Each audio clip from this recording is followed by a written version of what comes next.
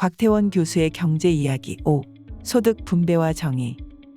이 칼럼은 월드뷰 10월 호에 실린 칼럼으로 서강대학교 명예교수인 곽태원 교수가 쓴 칼럼입니다. 경제활동을 흔히 생산과 소비로 나눈다. 생산 과정에서 소득이 발생하고 그 소득이 가계로 분배되면 가계는 그 소득으로 물품을 구매하고 소비한다. 이같이 소득의 분배는 경제가 돌아가는 과정에서 매우 중요한 자리를 차지한다.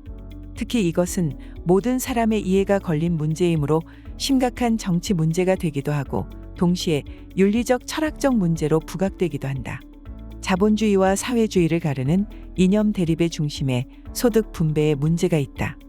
이번 호에서는 소득 분배에서 정의와 관련된 몇 가지 쟁점을 정리한다. 시장 경제 체제에서는 소득 분배도 시장에 의해서 이루어진다. 가계가 가지고 있는 노동이나 자본을 생산 요소 시장에 팔아얻는 수입이 바로 가계의 소득이다. 취업을 하거나 가지고 있는 건물이나 장비를 임대해 주는 것 또는 현금을 빌려주거나 투자하는 것이 모두 생산 요소 시장에서 생산 요소를 파는 행위이다. 물론 자영업을 하는 경우도 포함된다. 자영업자는 스스로 생산 요소의 수요자와 공급자가 되는 경우이다. 여기까지 보면 모든 것이 매우 자연스럽고 문제될 것이 없는 것 같다. 능력이 있고 성실한 사람이 더 많은 소득을 얻고 더 많은 자본을 투자한 사람이 더 큰 돈을 버는 것은 정당한 것처럼 생각될 수 있다. 그러나 여기서 몇 가지 문제가 제기된다. 1. 소득 분배의 3가지 문제점. 첫째, 생산 요소 시장 자체에 왜곡이 있을 수 있다는 것이다. 채용이나 인사의 정실이나 부정이 있다든지 편견이나 차별 혹은 기업이나 노조의 독점력에 의한 왜곡이 있을 수 있다. 1970년대에 필자가 만났던 재미교포들은 대부분 매우 힘든 생활을 하고 있었지만 이민을 잘했다고 생각하고 있었다. 이유는 미국에서는 열심히 노력하면 그에 상응하는 보상이 확실하게 돌아온다는 것이다. 당시 한국 사정은 그렇지 못했다. 둘째, 생산 요소의 취득 과정이 공정하지 못할 수 있다는 것이다. 대대로 물려받은 유무형의 재산이나 신분상의 특권 등의 형성 과정에 부조리가 있을 수 있고 당대에 형성된 자본도 부정한 방법으로 축적된 것일 수 있다. 셋째, 꼭 부당하거나 불이한 것이라고 말할 수는 없을지 모르지만 공평하지 않다고 생각할 수 있는 문제들이 있다. 어떤 사람의 타고난 재능이나 특별한 행운 등이 큰 소득을 가져다 주는 경우 그것을 모두 사유화하는 것이 정당한 것인가에 문제가 제기되기도 한다. 예를 들면 인기가 높은 연예인이나 운동선수의 경우 자신의 노력과 함께 타고난 재능이나 외모, 유행, 그리고 기술이나 제도의 변화 등에도 적지 않은 신세를 지고 있다. 미디어 기술의 발전과 그 분야에 대한 급속한 투자의 확대, 생산성의 향상에 의한 여가의 증가와 세계화 등이 아니었다면 뛰어난 재능을 가진 여러 분야의 스타들이 오늘날과 같은 인기를 누리고 큰 소득을 얻기는 어려웠을 것이다. 2. 소득 분배를 정의의 관점에서 평가하는 기준. 소득 분배를 정의의 관점에서 평가하는 기준은 그 과정이 정당한 것인가와 그 결과를 받아들일 수 있는 것인가에 2가지로 정리해 볼 수 있다.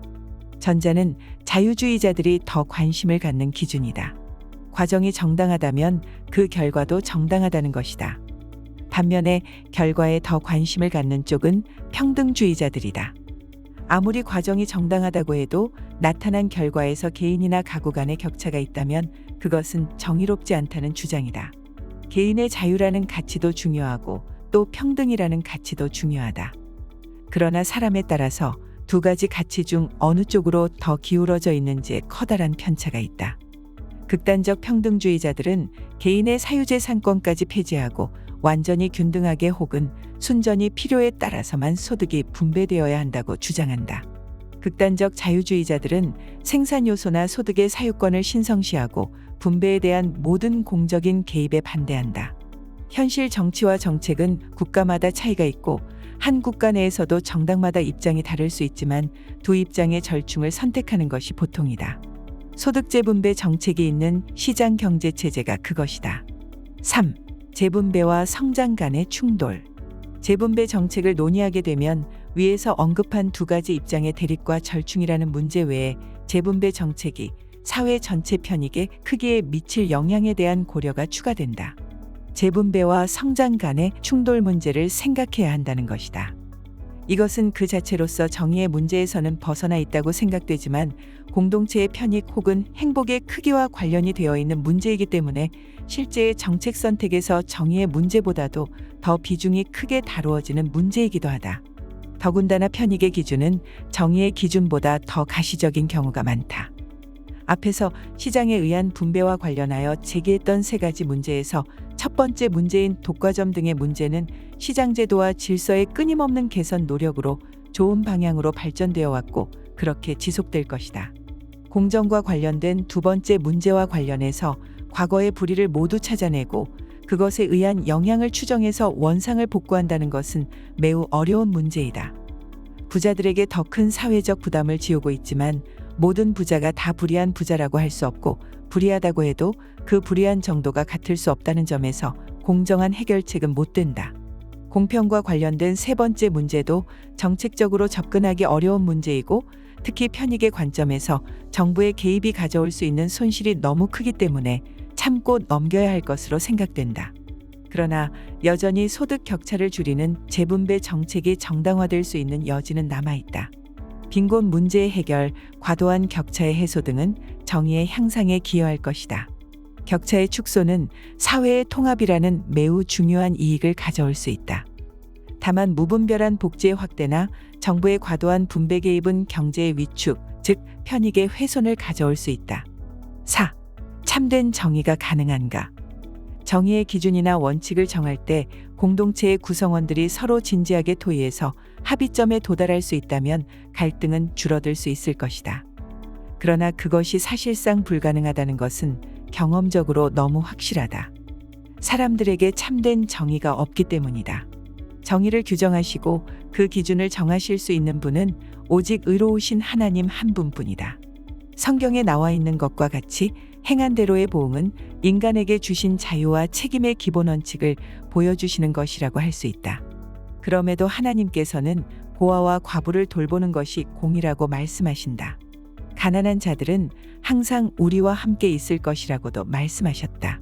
사람들의 노력으로 완전 평등 사회를 이룰 수 없지만 자발적인 나눔은 지속되어야 한다는 것이다. 소득 분배를 가지고 정의를 논하는 것은 근본적인 한계를 가지고 있다. 소득 분배는 보통 당의 연도 소득 분포만을 고려한다. 그러나 평생 소득을 가지고 분배 격차를 따지는 것이 더 합리적이다.